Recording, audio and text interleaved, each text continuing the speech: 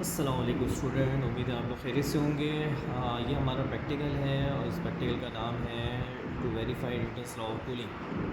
तो एक्सटर्नल अगर आपने प्रैक्टिकल फर्स्ट करें आता है तो आप सेक्शनल जो मुमकिन वाइवा वो उसके जो क्वेश्चन पूछ सकता है वो मैंने यहाँ पे लिखे हैं और मैं उनको समझा देता हूँ। आप इनकी तैयारी करें, इंशाल्लाह उम्मीद है इन्हीं से रिलेटेड ही क्वेश्चन होंगे। सबसे पहला जो क्वेश्चन है एग्जामिनर आपसे यही पूछ सकता है, बताएं आपका प्रैक्टिकल का ऑब्जेक्ट क्या है। तो आपने बताना है कि आप न्यूटन्स लॉ ऑफ कूलिंग को वेरीफाई करें।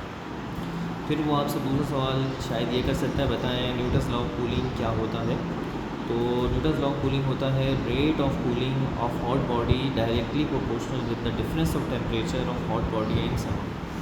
अगर इसका मतलब पूछे तो मतलब ये है कि कोई भी गर्म ऑब्जेक्ट का जो कूलिंग का मरहला है वो डायरेक्टली प्रोपोर्शनल होता है उसी ऑब्जेक्ट के टेम्परेचर और सराउंडिंग के टेम्परेचर के डिफरेंस के बराबर। यानी हॉट ऑब्जेक्ट और सराउंडिंग के टेम्परेचर में जितना फ़र्क ज़्यादा होगा कूलिंग का मामला तेज़ होगा, जितना फ़र्क कम होगा कूलिंग उतना कम होगा।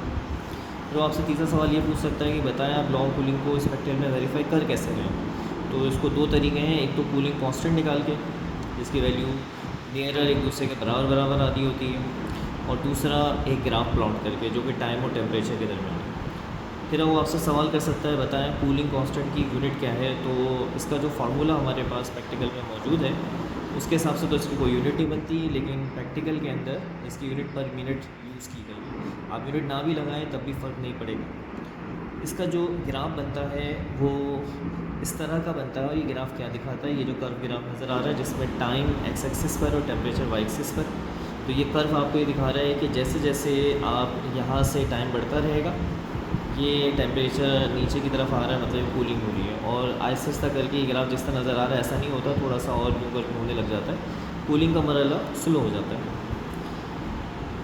टेम्परेचर की डेफिनेशन पूछ सकता है, डिग्री ऑफ हॉटनेस को कहते हैं।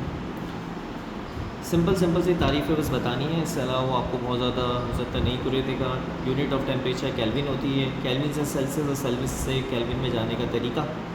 तो केल्विन से सेल्सियस में जाने का तरीका सेंटीग्रेड प्लस 273, यानी सेंटीग्रेड में 273 प्लस कर दें, और अगर सेंटीग्रेड केल्विन से सेंटीग्रेड में जाना है तो 273 माइनस कर दें।